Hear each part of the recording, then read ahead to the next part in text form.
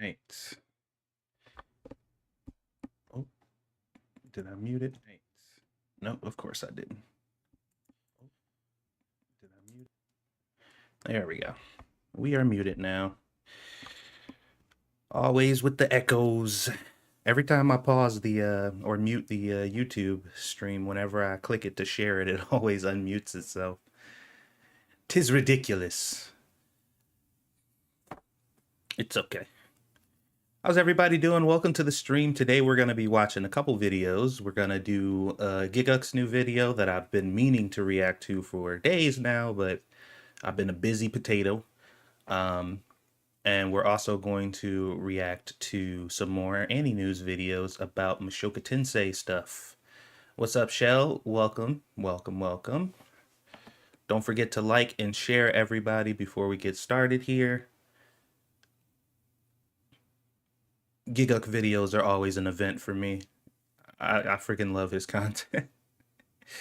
Every time he drops a video, I gotta check it out.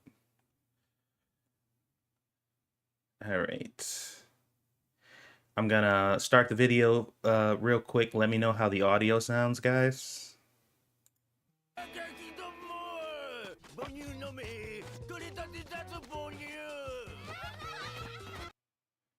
All right, did that sound good? Could you guys hear that okay?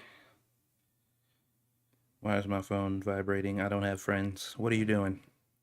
Okay.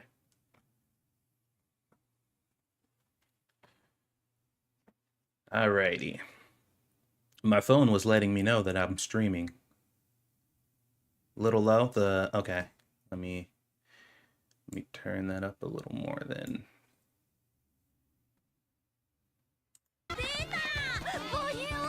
How about now? What am I doing with my life? Every season, I seem to think to myself, man, there is just way too much. I want it to be loud enough for you guys to hear it, but I don't want it to be louder than me. So in case I want to give any commentary during, I don't want it to be overpowering me. Okay, that sounds good. All right. Judging from the beginning of this video, this is going to be a good one. This video's already got 1.3 million views, which is crazy. I don't have that many views on my channel, and I don't know when I'll ever get that many views on my channel. I don't have a tenth of that. To get that in one video is just mind-blowing to me. All right, so let's get rid of this. Let's get rid of this. And then we can go ahead and just start the video, shall we? If we get any buffering and stuff, I do apologize for that. My internet is very finicky and it likes to mess around. If need be, either lower the quality or refresh.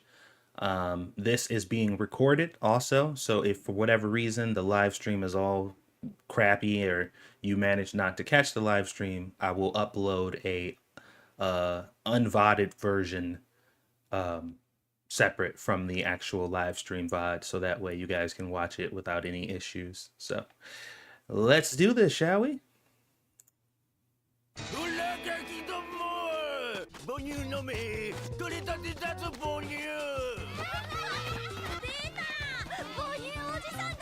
What am I doing with my life? Every season, I seem to think to myself, man, there is just way too much anime coming out right now, and every new season anime is like, hey guys, did you say you wanted even more? The fall anime season really dropped over. Dude, I can 100%. 100%. I can 100% relate to that sentiment every time. And it's crazy too, because if you're reacting to this stuff, man, it is really hard. I thought it wouldn't be too bad, but it's really different watching anime that you know you need to record and watching anime that you know you just want to watch. Like, I can sit and binge an entire anime, no problem. But if I know that I have to sit here and record and actually commentate and stuff, it's different. It's not the same. And it's a different mindset you kind of have to get in. So it's a little tougher than I thought it was gonna be, but I'm working it out. Working it out. 23 new sequels, 14 isekai of fantasy, a bajillion edgy shows, 2 racing anime, 2 She Just Like Me for Real anime, romance, slice of life, action. With so many shows, there's only one thing I know I must do. There are too many of them. What are we going to do?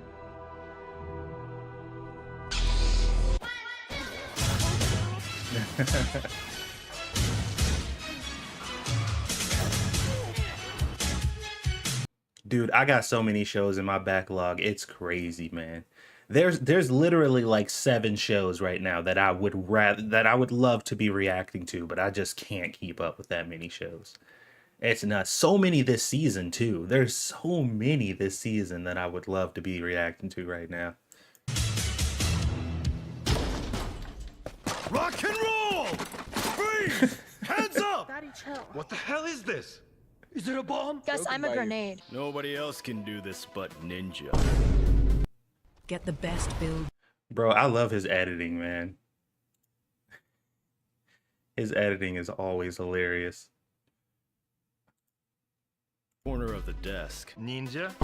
Wanted to see them for real. You wanna die? I don't want to die. Thank God and your mommy you didn't see them. From the insane mangaka of I'm Hero comes an anime about ninja. Did you know ninja still exist? Of course you don't. That's why they're ninja. And like ninja, this anime never lets you know its next move. Take this guy, just a normal What was foreigner, that? right? What's he doing? 私は忍者になりたくて日本に来ました. That's right. He's come to Japan to become ninja. Now I know what you're thinking. Average weeb in Narita Airport, but he's Has anybody heard of Under Ninja? I've never heard of this. This is why I just watch One Piece. I want to watch more, but God, there are way too many to keep up with. One Piece is way too much to keep up with. I mean, unless you've just been devotedly watching this one thing from the beginning, like, I couldn't imagine. I've given up. I've given up on One Piece. I'm just like, there's no way I'm catching up to that. I wouldn't even try it. It's ridiculous. There's like 13 years of content. And I mean, in video, if you put all those videos together, it's like several years of content. I might be over exaggerating, but you know, I'm a weeb. That's what we do. serious. He finds a random sign on the street that says, if you piss here, I'll cut your rod off. Clearly, this was left by Ninja, a trial. This must mean if you cut off 3 dicks, you become Ninja. That's the only possibility. He approaches a random dude urinating on the streets with a pair of scissors. Easy target. Uh-oh, the dick he thought he was cutting was actually Odin. It was a bait. He's outed himself as Ninja. JK, bitches, he's Ninja too. With ninja moves, he can do ninja things. Who is Okay, this is one show I actually have never even heard of. But once again, Gigguk is showing me something, and the way he talks about it, it's just like, all right, now I gotta go watch this now. I haven't heard, I mean, I think I've seen some memes and stuff from this show, but I don't think I've actually seen this, like, posted anywhere.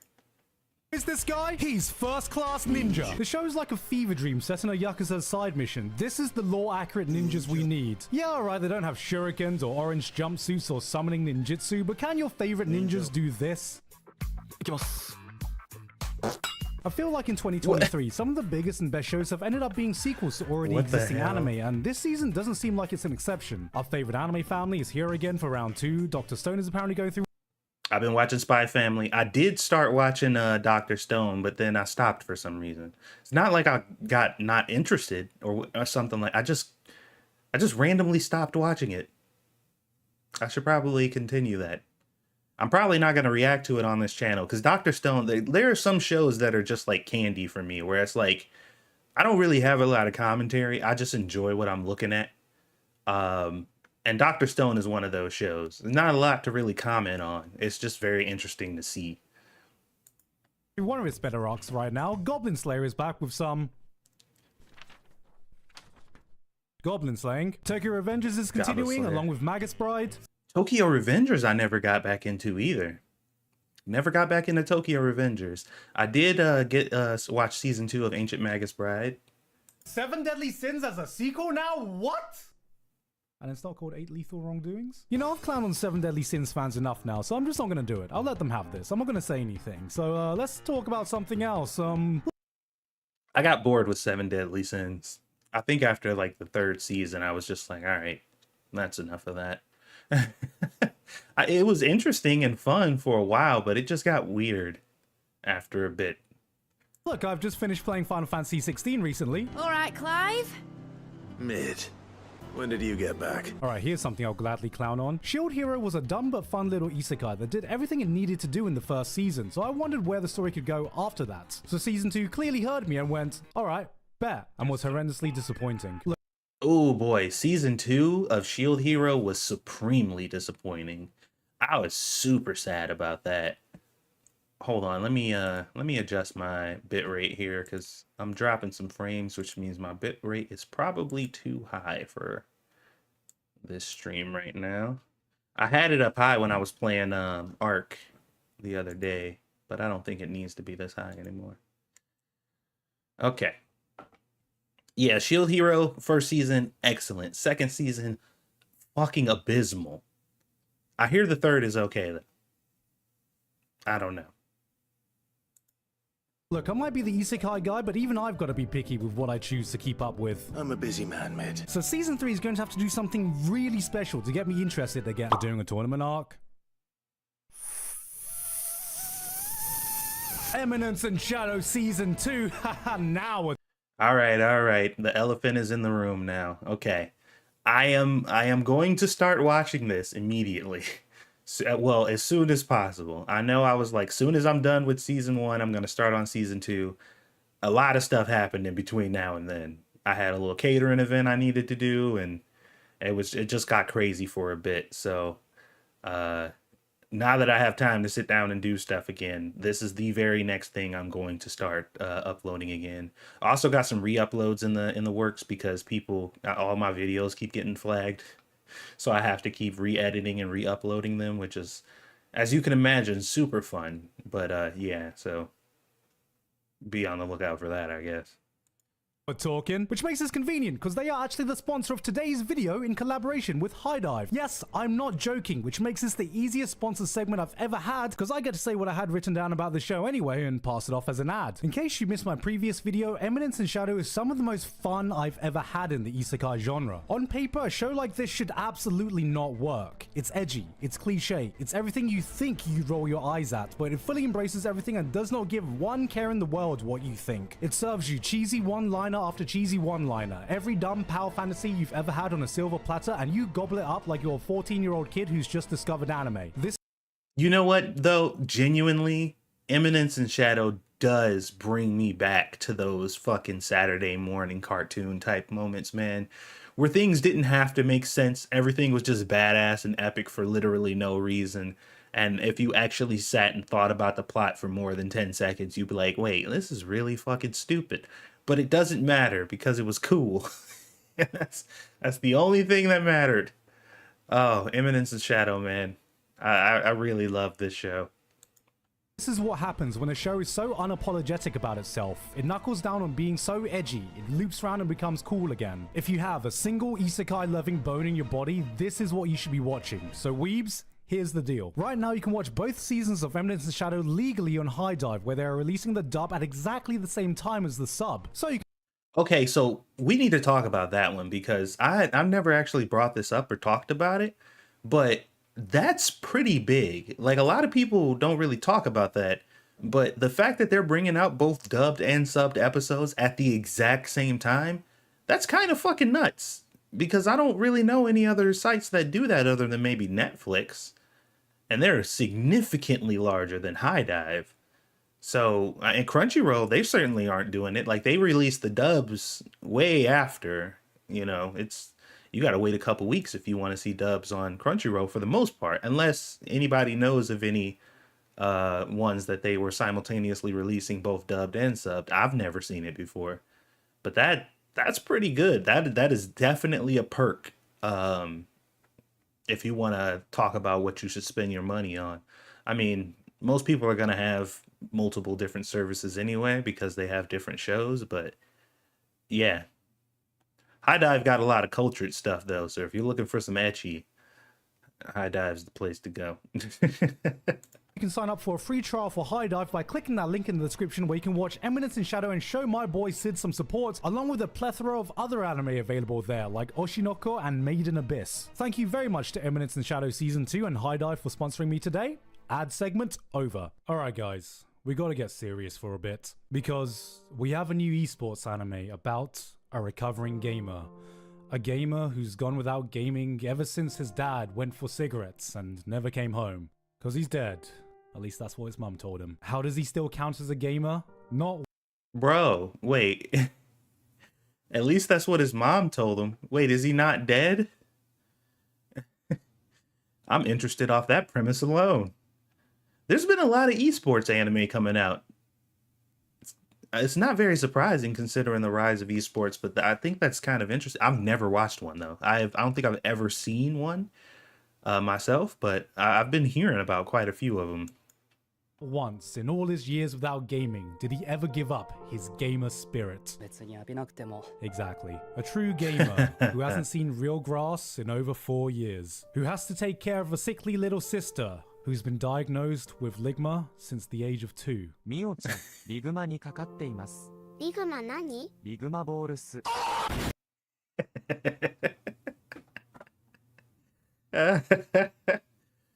Oh man. You don't want to catch the ligma. It's not good. Although, at least you can survive ligma. If you catch sugma, ooh. So if you got a chance to meet a 94-year-old multi Yo, fuck off you. Get out of here. I don't care about your stupid commercial. Despite all these setbacks, he did what most oppressed gamers couldn't do. When his teammates needed a real gamer in the face of opportunity, he stood up and took it, showing us that even the most broken of gamers could become whole again, that any gamer could achieve their dreams. So in the face of adversity, with the support of his friends, with the crowd cheering him on, he sat down, turned on his PC, and uninstalled Genshin Impact. Okay, time for a real gaming anime. Remember that feeling when you saw that first Uninstalled Genshin Impact. Blasphemy. No human can uninstall Genshin Impact once it's on their computer. That's it. It is now a permanent feature. episode of SAO before you knew the show I've been hearing about this and the one. market wasn't saturated with the same isekai-esque VR gaming anime? Well, Shangri-La Frontier somehow gave me that same excitement without even having any life-threatening stakes, but just presenting a game that seems genuinely fun to play. We have a gamer who specializes in completing the most poorly designed, broken-ass games only to completely dominate at a godlike game. My boy really discovered Elden Ring after playing Gollum the video game, and you know he's a real-ass sweaty gamer because he's one of those motherfuckers who plays with a completely naked build while being a dirty crit stacker. This is the show to watch if you actually want a gaming anime, because it seems like it was made by people who are truly passionate about video games. Wait, did he just skip a cutscene? Oh no. Ah, prologue ka. Skip. Yes! Wait. Oh, I thought that show was an isekai. I didn't know it was an actual like MMO game or like show where it was like about an actual game that you didn't get transported into. Okay, that's interesting. I might have to check that out. Is this a guy reincarnated as a pig who's been taken in by an anime girl? No, I can't do this again. No! The dogs weren't enough for you? You've come for our pigs now, anime? What's next? Cats? Ducks? Bears? Crispy bacon didn't die for this! What did we ever do to deserve this? Oh god! Why do we live in a world where dogs and pigs get more bitches than we do? Dogs and pigs get more bitches than we do? I can't relate. I got a wife. Which is a statement in itself, considering I'm an anime watching weeb. I'll take it. Please tell me there's something this season that can cleanse my soul. Yeah, free reign, baby. This show is There's this normally is at one of least my one new favorites. show in a season that is an instant must-watch after one episode, and I'm glad to say that this time it's Free Ren, Beyond Journey's End. Free Ren is not your typical anime fantasy story. There's no demon lord, no grand world-saving adventure, no earth-shattering stakes are on the line, yet it carries an emotional weight few shows are ever able to achieve. In episode 1, this is the story of an elf girl burdened with an abundance of time, a being who in our eyes is functionally immortal. In the blink of an eye, decades are gone, companions age, friends die, and all she's left with is the regret for the wasted time she could have spent with them. It's a story about appreciating the little things in life you might have missed, and I cannot begin to tell you how much they are nailing this adaptation. Oh, they're killing it. They are killing it. This is one of my favorite shows this year.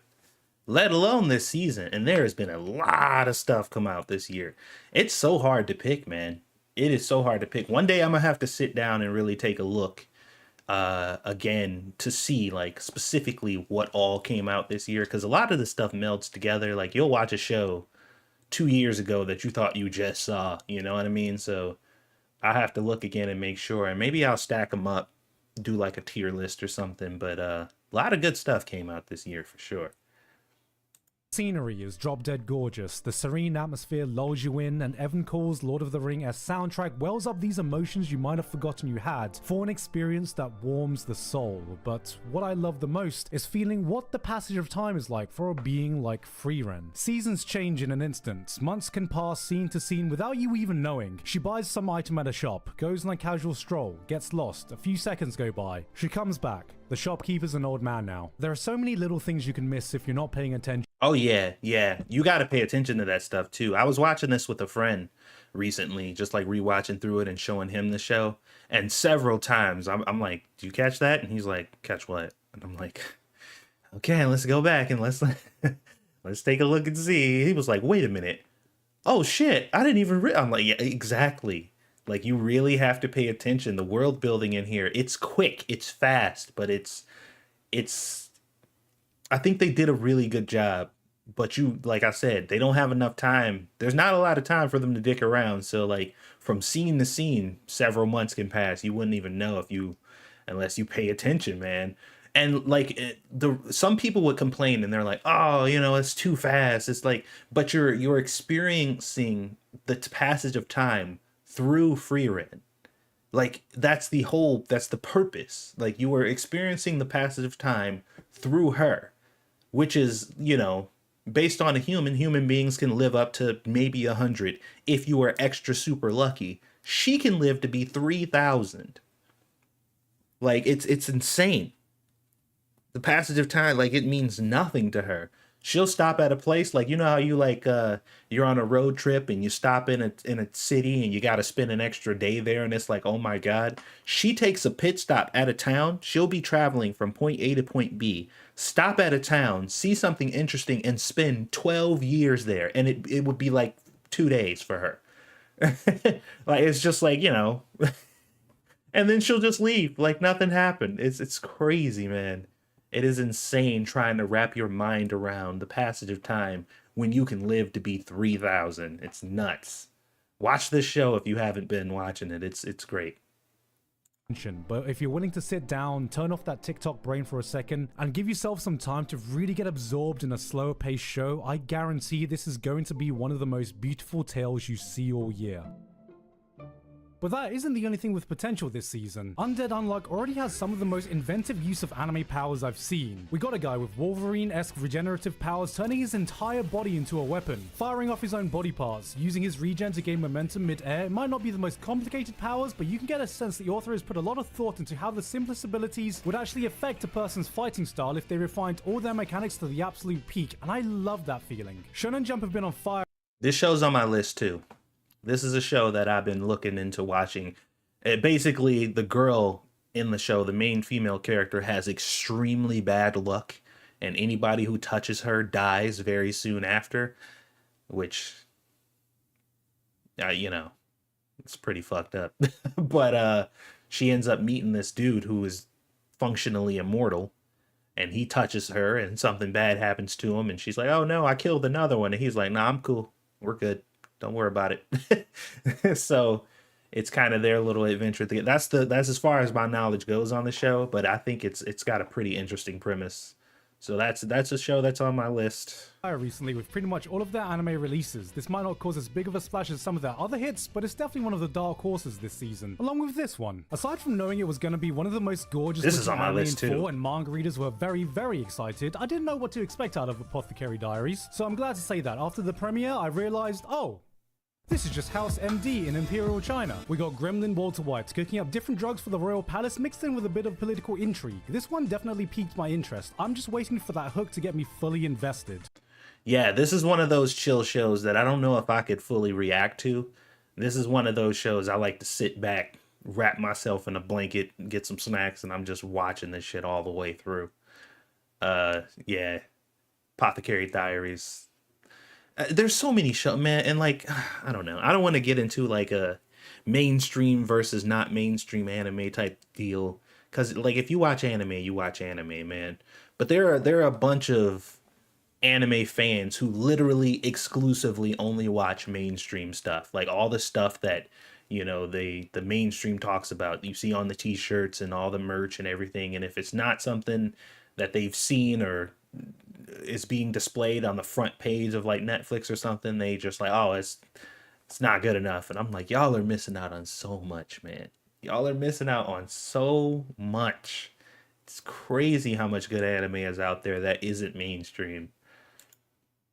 I'm gonna be real though, my stupid ass didn't even know what an apothecary was before watching this show. I know that's a me thing, but how about a name that even my dumb ass can understand? If we want a brand safe name, we can I mean, I know what an apothecary is. Jesus Christ, Gigguk. You ain't know what apothecary is? just call it the Pharmacist Journals, but personally, there's one I think that's more Pharmacist thematically Journals. accurate. Memoirs of a Crack Dealer. Lid on. Into the oven. 170. 2.5 hours, and forget about it.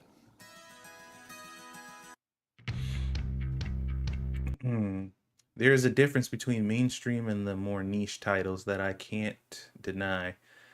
Yeah, I mean, I don't know. It's kind of a hard thing to explain because it's not like I don't want to sound gatekeepy about it, and I don't want to sound like anybody who watches a specific subset of anime is not like an anime fan, because that's the last thing I want to try to portray. But I don't think it should be an either or thing. You know what I mean? Like, I think you should try to experience, like, if you like a medium, you should try to experience as much of that medium as possible. And if you don't like it, like, if you don't like certain things, then don't watch them. You know what I mean? But, like, there's no genre of anime that I can specifically say I don't like, where it's like this entire genre of anime I don't like, because I've always been able to find one show at least in that genre that I enjoyed.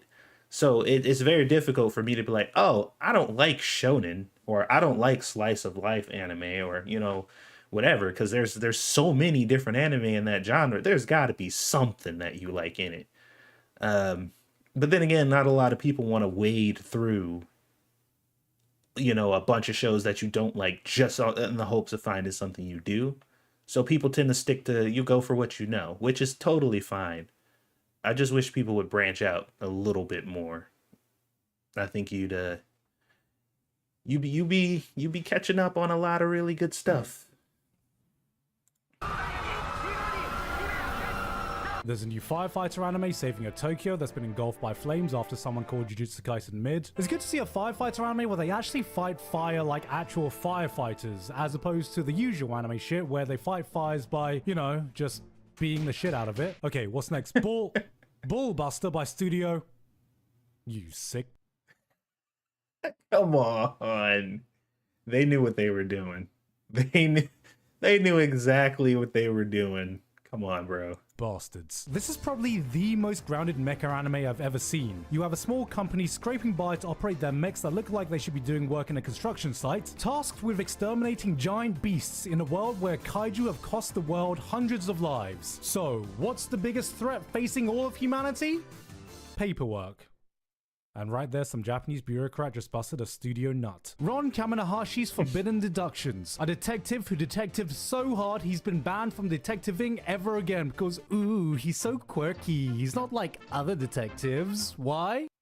Oh my god. We got one of these now. If he's good at his job, he's good at his job, bro. Like, yeah, but he's supposed to be boring and stuffy. Like, fuck that shit.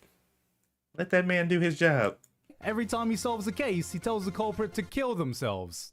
Wait, what? Yeah, this is just Sherlock meets Low Tier God. Now time for... Is this an isekai? Or is it just fantasy? We got a redo of... Oh boy. It's bad you have to ask this question now, but I swear to God, everything is damn... Like, even shows that don't even present themselves as isekai, you watch it and you're like, this is a fucking isekai. It's like fantasy shows just can't exist on their own anymore. Like, you got to get transferred to another world. You can't just have a fantasy world that's just a fantasy world and that's it. redo of Healer where every character isn't clinically insane. There's an actual villainous anime about definitely not Marie Antoinette going back in time to stop the French Revolution with the power of Moe and checking her privilege. Now, Berserk of Gluttony, here's something unlike anything we've seen all year. Alright, get this, you have a fantasy protagonist, but he's cool because he wears a dark cloak with black hair. Except initially, he's super weak and bullied by some pink-haired bitch, but luckily, there's a prestigious knight with blonde hair that protects him for some reason, and her name is Roxy. But the real unique part is that he has a special skill that makes him overpowered even at level 1 called Gluttony that allows him to absorb the stats of anyone he defeats, and get this, he even befriends a talking sword. And oh my god, dude. What the hell? This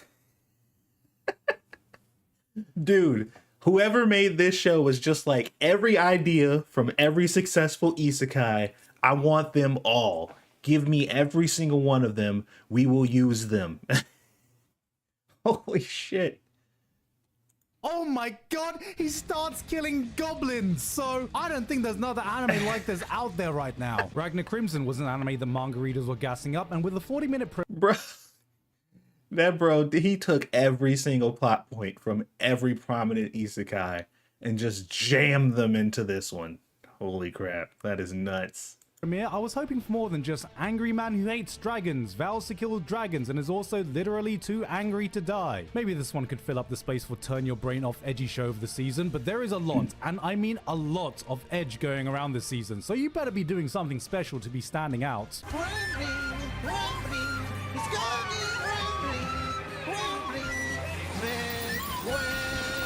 Finally, it's here.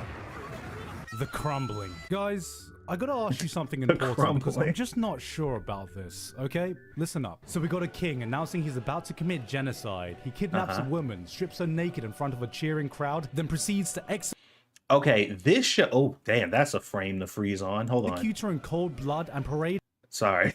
Holy fuck. That was not intentional. YouTube, that was not intentional, okay?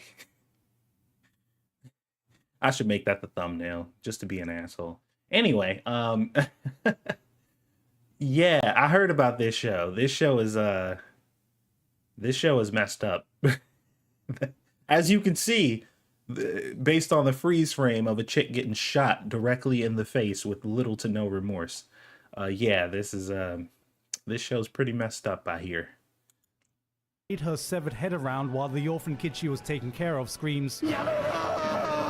Now, I just want to confirm, is he the bad guy? If you're looking for peak edge this season, well, you found it. This shows the subtlety of a white van that says free candy driven by Jimmy Savile. But you know what? I'm just a sucker for worlds where magic and technology collide, because when you have giant golems murking tanks, getting firebombed by F-35s while the angriest man on Earth shoots a comically large bullet into a skyscraper before summoning magic miniguns out of his ass, then I kind of don't give a damn. If this is edgy, then sign me the fuck up, because I'm 33 and this is deep. Okay, so I was contemplating putting this show on my list. Like, I didn't even really know. Like, I heard about it, but I'm just like, I don't know if I'm ready for this type of show right now. But actually, it sounds just insane enough for me to check it out. But it's just going to go in the backlog for now, so I'm going to be real with you. I hate anime that is messed up for the sake of it. Same reason I don't like Game of Thrones. Shock for the sake of shock, you know? Yeah, there are some shows that do have that, where it's just like, they could get the point across about this world being a, you know, a really messed up or kind of cutthroat world without being so, you know, I don't know, what's the word? I can't think of the word, but some people would say they're like glorifying it, but I don't really see it as glorifying. It's just kind of really in your face. And it's unnecessarily so, where it's like you could have portrayed this world being messed up without literally showing us a full scene of something that shouldn't be on YouTube. You know? There are some shows, but then other shows, like, it to drive the point home, I feel like a visual representation can definitely help. Like Parasite. Parasite was one of those shows that was really, really gory and just like really bloody and stuff. And I think it fit with the theme of the show. Like, it made sense because the gore and stuff to us seemed like a horror thing. It was like, this is so terrible, this is horrible, it's disgusting. But to the parasites in question, they were just eating. It was just like, we're just eating. We're feeding ourselves just like humans do all the time. You humans eat all the time. You kill and slaughter animals every single day. How is this any different? They're your food, you're ours. What's the difference? Why are we considered evil and you're not? That was like the backdrop of the story. So they kind of had to really present, despite the fact that these parasites were just eating, they presented it in a horror-like way because it looks like that way to us. It was like, this is a terrible thing that should never happen. And they're like, but y'all do it all the time. So, so I in that show, it pushed the plot and you understood, it made sense in context why it was so gory and stuff. But yeah, I get you. I probably elaborated and extrapolated way too much on that whole tangent, but here we are, moving on. 服が好みかい？じゃあこれと同じものを2着ほど。そんなスティーブ・ジョブズじゃあるまいし。一人くん遠慮し。Oh, wait. They say you aren't Steve Jobs. Gigguk took that personally. I don't even know how to describe this one. Coming from the late mangaka of Sakamoto Desuka, a pair of twins trick a wealthy family to adopting them, not knowing that there are actually two of them, and they use that to just completely fuck with their lives. I can't tell if this is meant to be hilarious or terrifying. This is like some dystopian YouTuber prank where every prank is written like that potato chip scene in Death Note. But hey, I'm not going to be calling them out, since it seems like calling out YouTubers in 2023 is like... That's my fucking location. We've got a new racing anime about... Dude, what kind of premise is that? So a group of twins tricked a wealthy family into taking care of them just so... Well, no, it was... They're pretending to be one person. They're fucking with them by pretending to be one person, but they're twins. I'd like, why, though? That just sounds... It just sounds nuts for no reason. I can't even make sense of that one.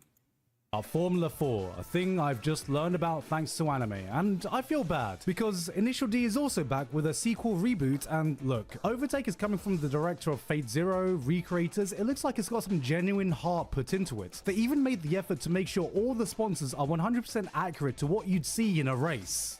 Oh. But this is Eurobeat. Ooh, an anime about visual novels. This was alright actually. Think Shirobako mixed with new games set in the 90s when an illustrator gets sent back in time to the golden era of visual novels where every anime girl had those fucking bug eyes. Ah, Kanakon, I remember this show. Those freaking eyes, dude. This shit is terrifying to me now. It wasn't that weird back then. It was kind of normal, but now every time I see characters with eyes that big, I'm just like, holy shit. What do your eyeballs actually look like? Like, if we got an x-ray of your head, that shit's probably horrifying. Good lord. Guys, this one was interesting even if you just want to see how much otaku culture has evolved from humble beginnings where Akihabara's Electric Town actually had electronics in it to whatever the hell is being made now. Oh hey, Girlfriend has another season, and that... This show is my guilty pleasure. This is one of those shows that I won't, unless you ask, I won't tell you that I watch it. Like I wouldn't divulge this information voluntarily, but I fucking love this show. This show is great, man. It's ridiculous in almost every way. They're adding 2 new girlfriends for him to share? What's next? 5 girlfriends? 6 girlfriends? Surely, even in anime, a harem can only get so big. Nope. Right? Try 100, bitch. Let's go. Mother of God. They did it. Let's the final boss go. of harem anime has arrived. While we're struggling to even get a single... This show is the last show turned up to 100. Everything I like about the last show, this show basically does 3 times better. This is the Elden Ring of that last show. Girlfriend, my boy's going for 1. That 2, was the perfect 5, analogy. 10. 100 girlfriends is the goal, and the journey has just begun. This is the One Piece of Riz, the Lord of the Rings of degeneracy. This isn't the story of a Giga Chad. This is the story of the Giga Chad of Giga Chads. For a harem series with 100 girls, endless possibilities for a fandom to choose from, he managed to convince the anime community, the group of thirstiest motherfuckers to ever walk this earth, that there is no best girl, because every girl pales in comparison to the protagonist himself. That's right. This man single-handedly ended the waifu wars. Oh, I'm sure. With 100 different girls, I am 100% certain that they cover every single trope imaginable. I mean, they've already covered the basics with the first 5 girls. They already got the tsundere and the cutesy one, and then the lolly. They got the super analytical, very serious one, and then the goofy little imp is coming next. I'm like, that's all of them. That's all the main ones right there. Like, we've already covered the basics, and this is just the first 5. So trust me, I am certain that they hit every possible angle you could think of. He's too dangerous to be left alive. I'm gonna be real. After that, I don't know what else romance anime can do to impress me. I mean, look at this. Our dating story? Alright, we got the popular girl, the loser nerd who's never had a girlfriend. Never seen that one before. Can't wait to watch for 2 seasons just to see them hold hands.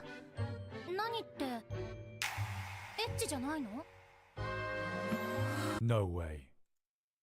Yeah, this is another one that I want to check out. It kind of reminds me of what was that show? There was another show. I think My Girlfriend is a Gal or something like that.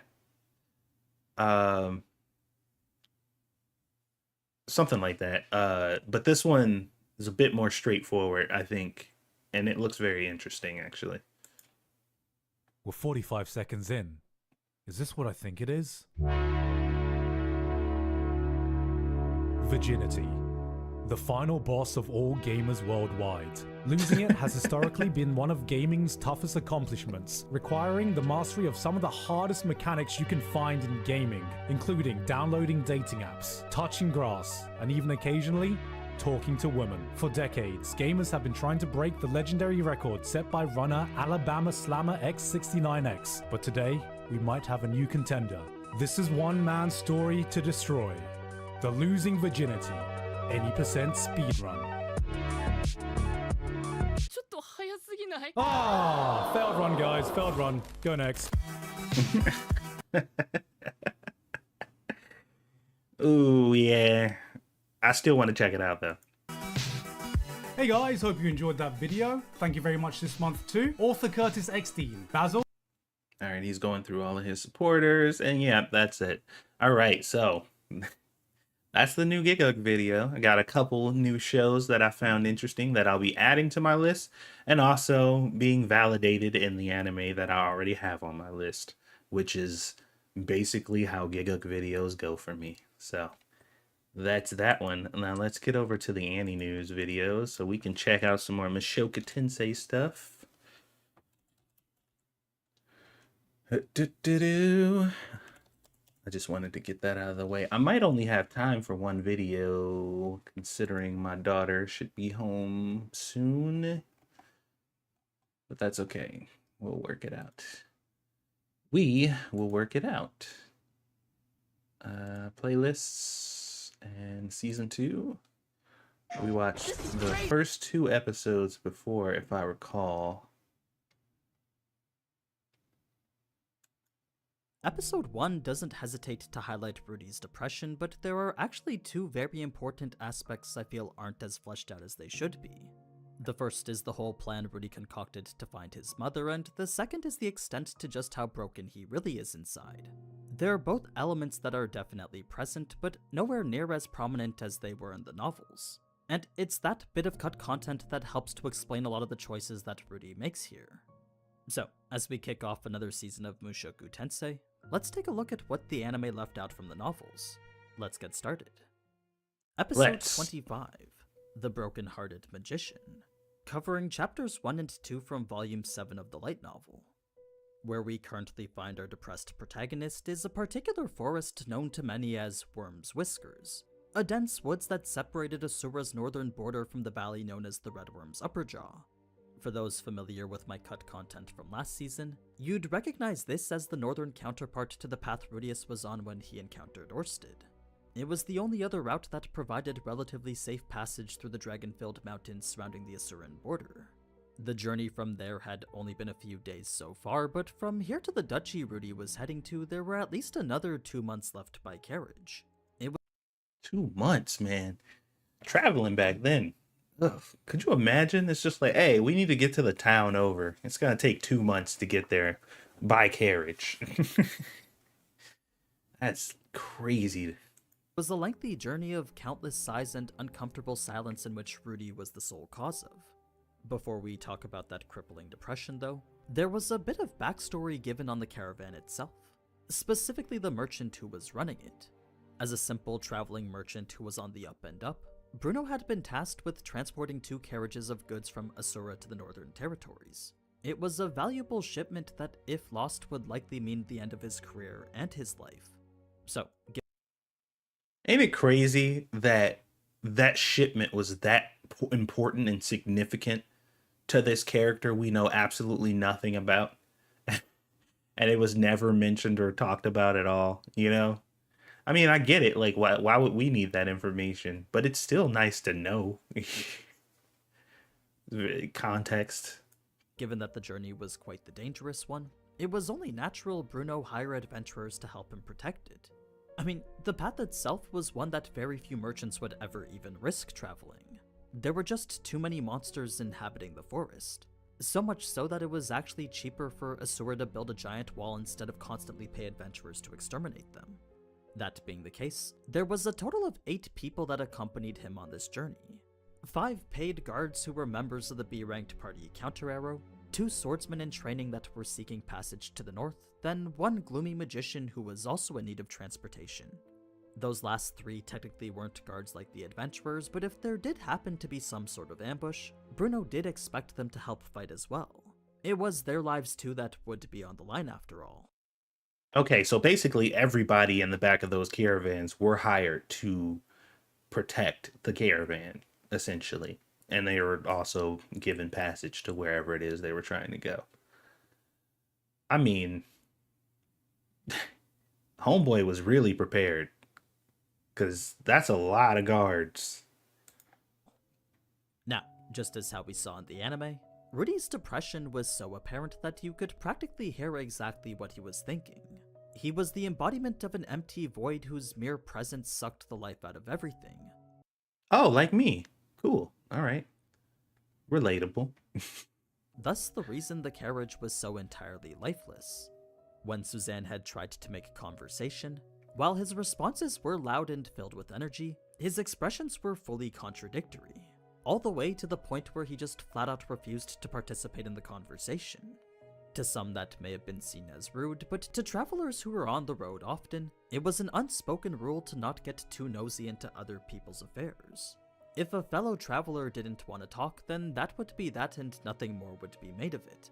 So, for Sarah to ignore— Yeah, I mean, that would make sense. Like, not everybody wants to freaking partake in conversation just because they happen to be traveling together with you. That's like people on the bus. Back when I used to take the bus, and just because you happen to be on the bus with another person, they sit next to you and try to spark a conversation. I'm like, go away. I don't want to talk to you. Be gone. I got my headphones on for a reason. Leave me alone. Or this custom and pry even further, well, that was something that highlighted her inexperience and youth. It was our first look into this new character whose very personality resembled Eris. Now, when Rudy gave the reason for his behavior, everything began to make sense as this was a scenario that they were all too familiar with. You see, as a party that helped a lot with Fatoa's recovery effort, they'd seen Rudius's exact expression numerous times before. It was the face of someone who'd experienced crushing loss.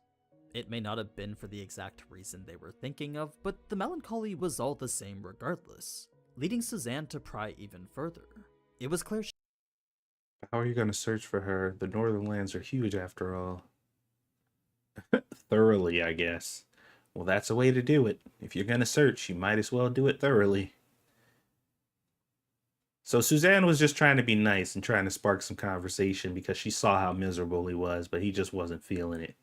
And then Sarah got all pissed because she's like, "You're being rude. Stop being a dick." And he's like, "Well, my family vanished. I have nowhere to find them. The only person I've ever loved, as far as, well, the second person technically I've ever loved, left me after an intimate event. And yeah, so shut up, bitch. You don't know me." She felt pity for the boy in front of her and, as such, asked more questions despite knowing how annoyed it would make Rudius feel. So, seeing as how Suzanne wasn't going to stop, Rudy led on this superficial conversation just to appease her. He wasn't really paying attention to it, but she did say some things that were worth acknowledging. Like, the reason her and her party were heading north was mainly due to the lack of jobs fitting their skill in the Asura region. Since the monsters there were much weaker than the monsters here, On that note, though, I did really like Suzanne. I thought she was a really good character. Her and why do I always forget his name? It'll come up again. I always forget his name. The dude that helped Rudy out with his ED.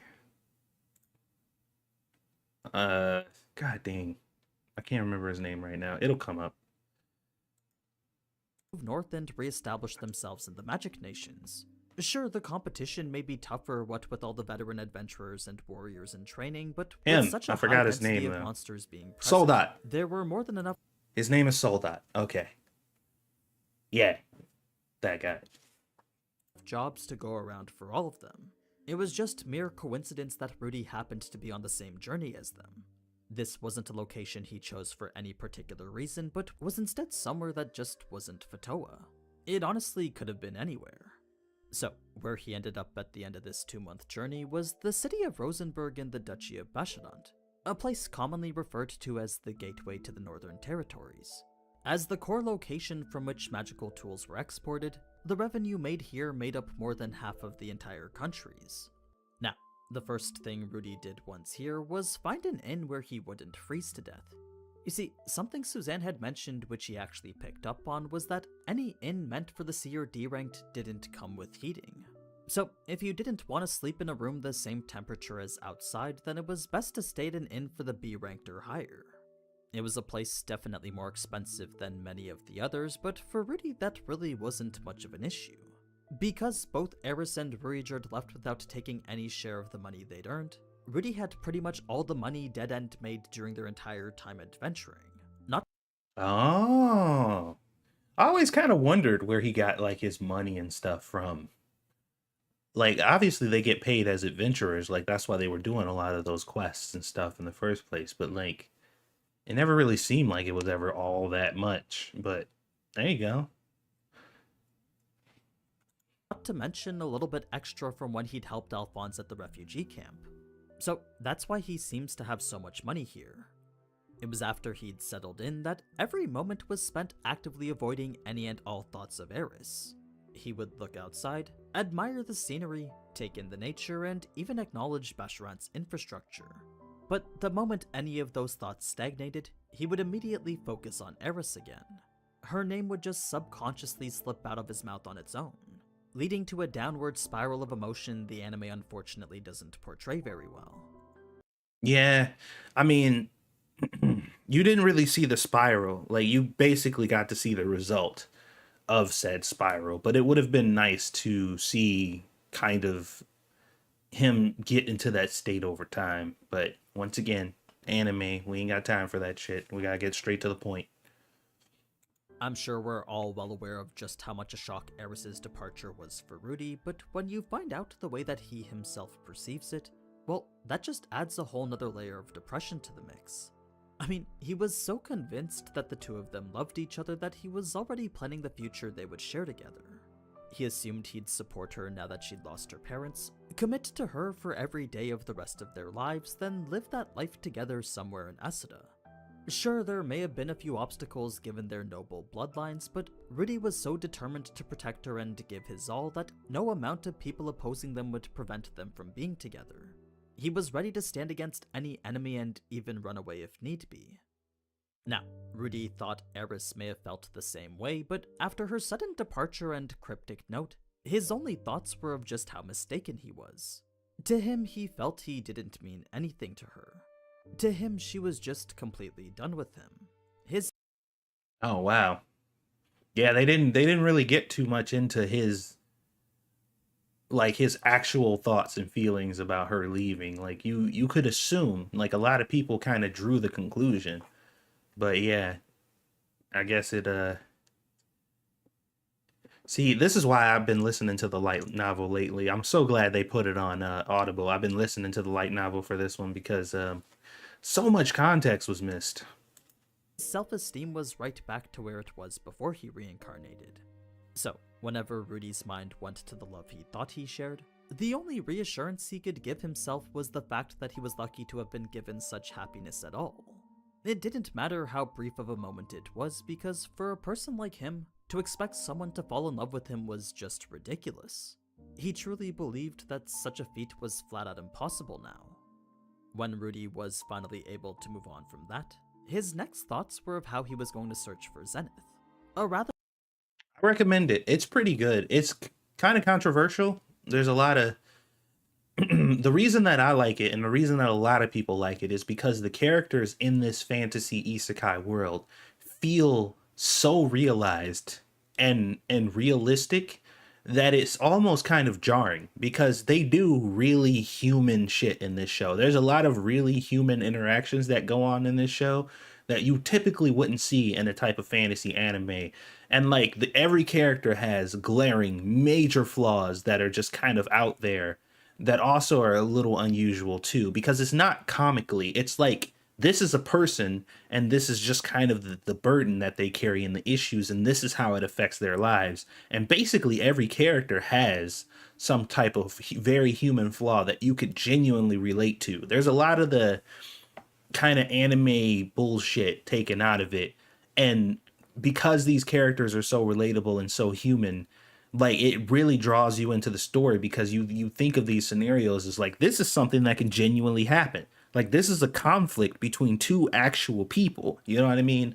Not just some story that was written up or whatever, but like you get so invested because, you know, the conversations and the stuff that happen, the people's behaviors. It's just like, if I was in that position, I would probably be doing that thing, you know what I mean?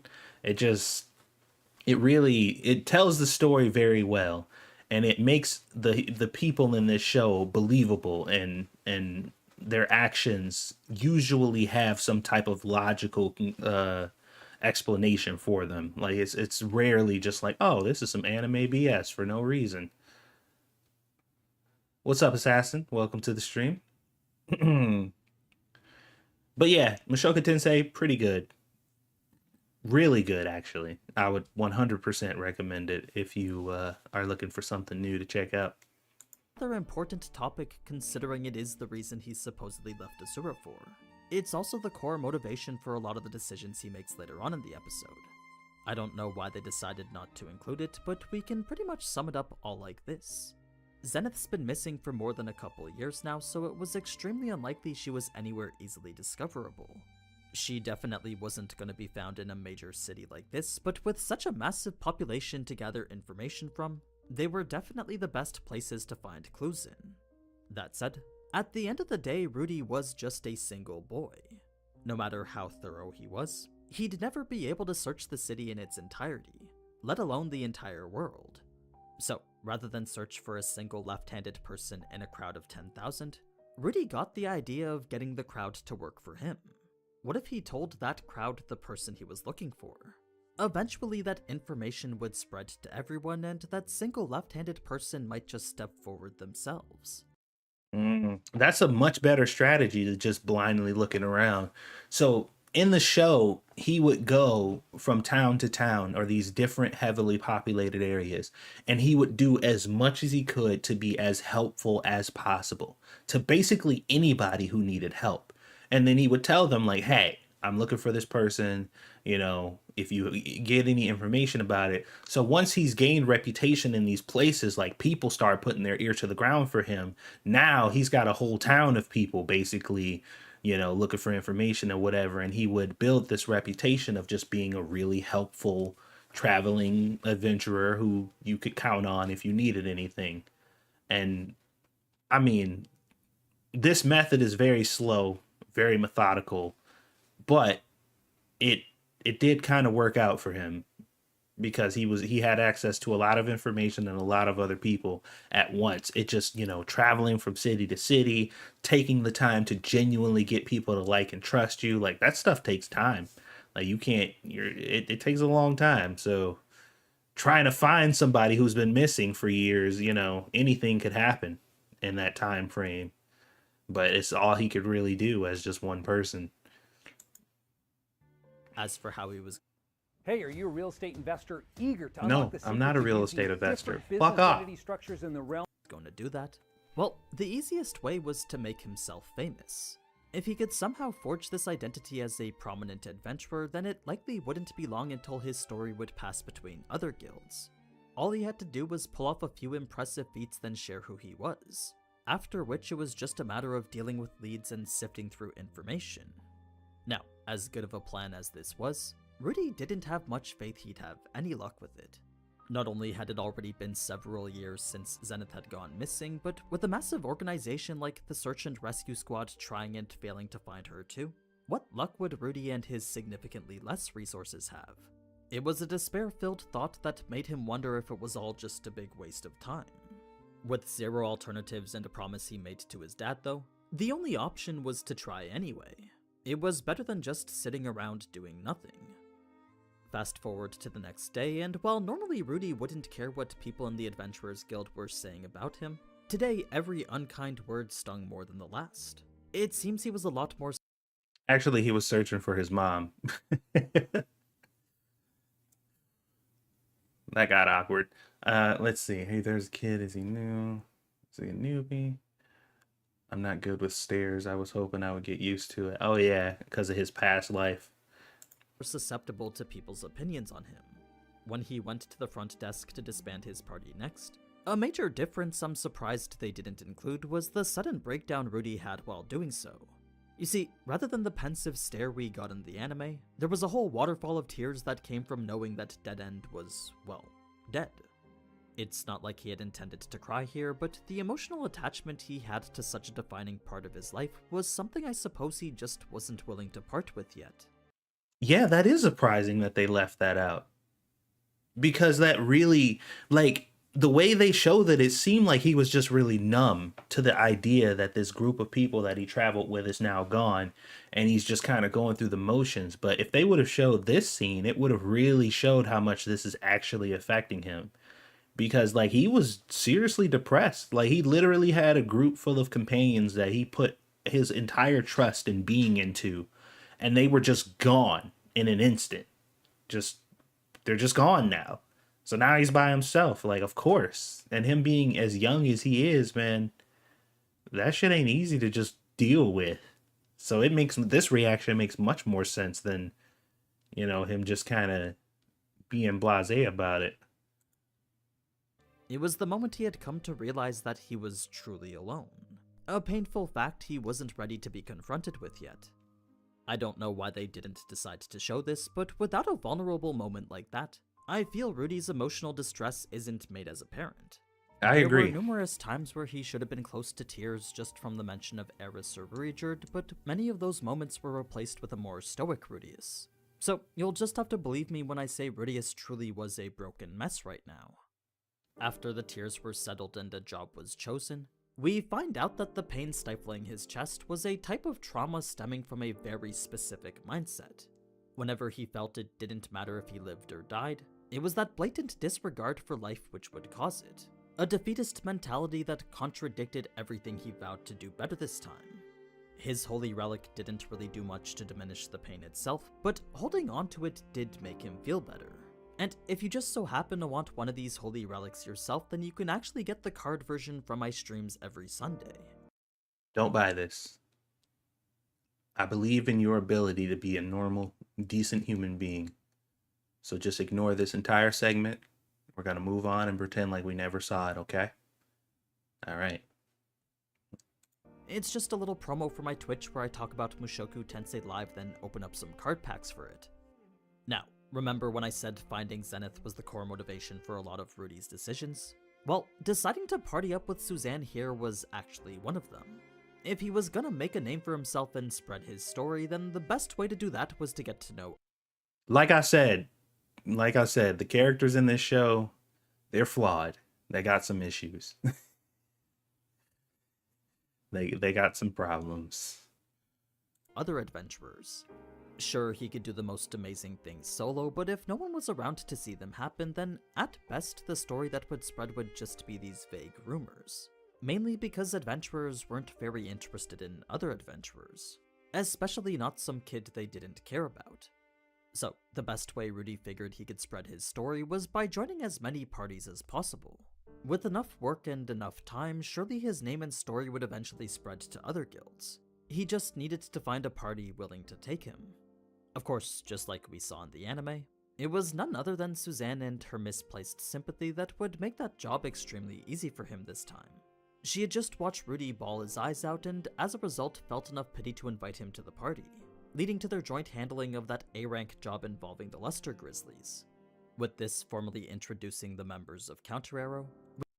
Man, Sarah's attitude is so bad, man. Every time we see her, the girl on the left, she's got a stanky ass attitude. I wouldn't want to be around her ass either. Like, she's just very unpleasant to be around. We were given a bit more context as to each person's position and what they were capable of. There's not much more to be said about Suzanne or Timothy, but for Mimir he was the intermediate rank in healing magic, then beginner in detoxification. Patrice had additional skills as a mage, but with the only spells he knew being beginner rank wind ones, he was much more useful with his sword than the small beginner's wand he also carried. Then last but certainly not least was the most talented out of all of them, Sarah. Sure, the other members were all B-ranked veterans, but Sarah's sheer talent placed her at a level above in the A rank. Her skill with the bow was just absolutely unparalleled. Do you want a satisfying, remote-friendly... My God, these commercials.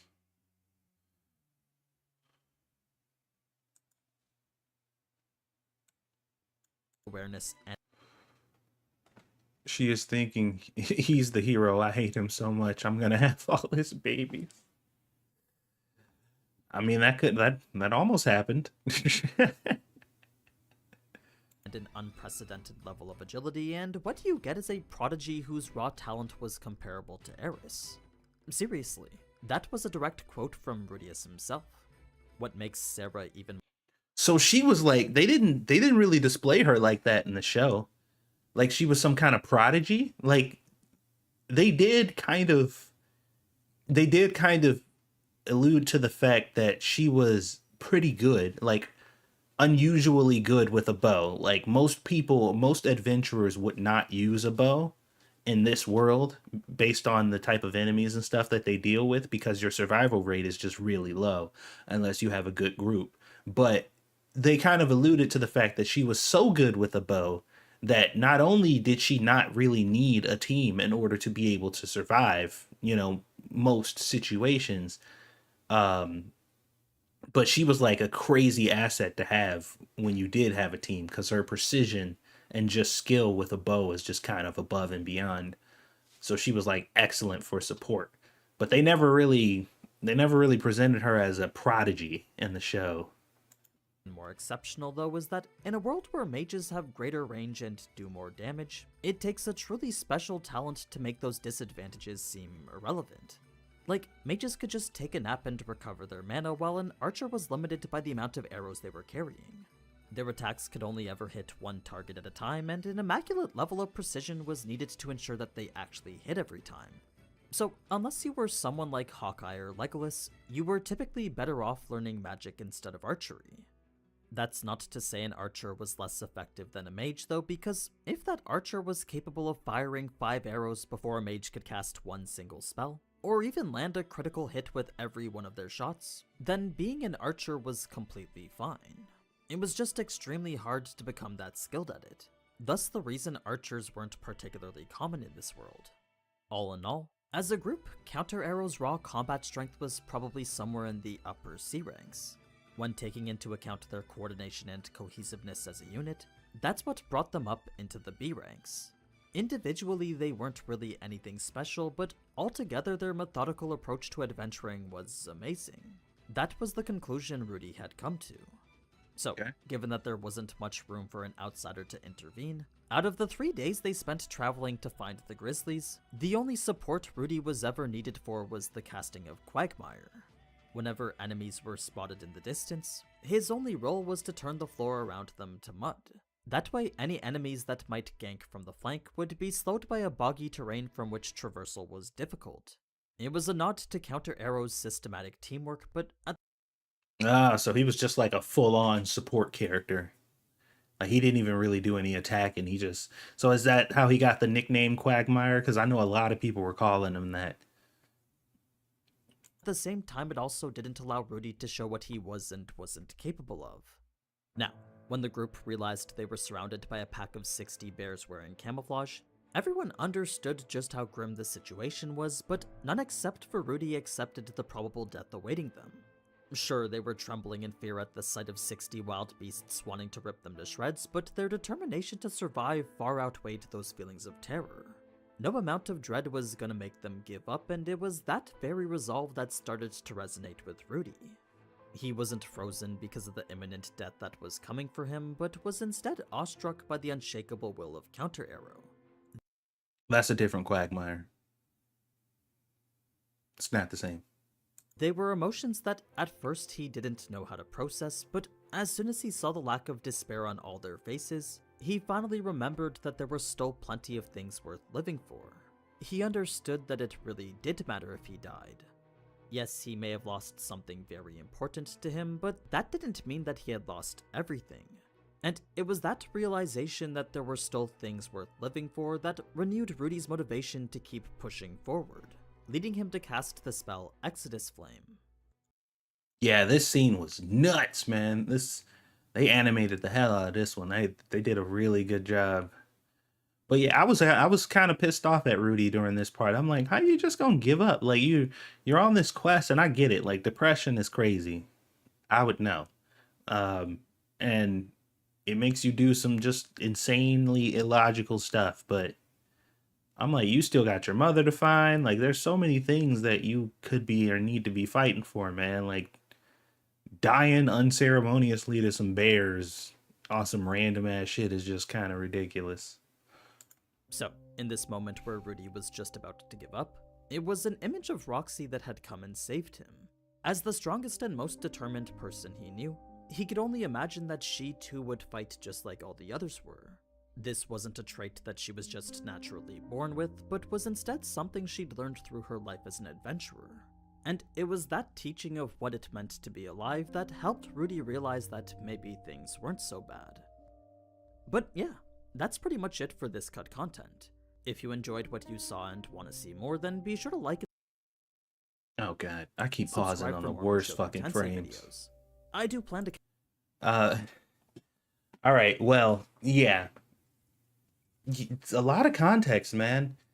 I don't know, like, you know, anime studios, they gotta do what they gotta do, and they gotta find this balance to cut out exactly the right amount to make sure that they're giving you all the context you need within that little short window. So, but this is a testament right here as to why you need to why you should read the light novels and the manga whenever you have a chance to. If you can do it, then you probably should, because you know, there's so much you miss out on when you don't.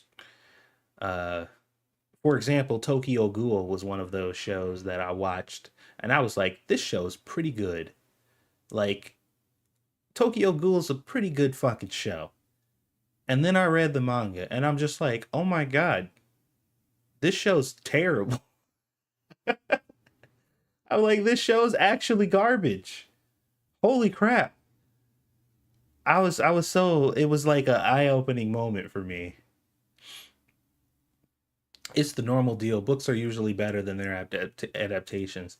I mean, that's true, generally speaking. I've heard some cases where the opposite was true, where they really, like, the adaptation really kind of made it better, but that's the exception.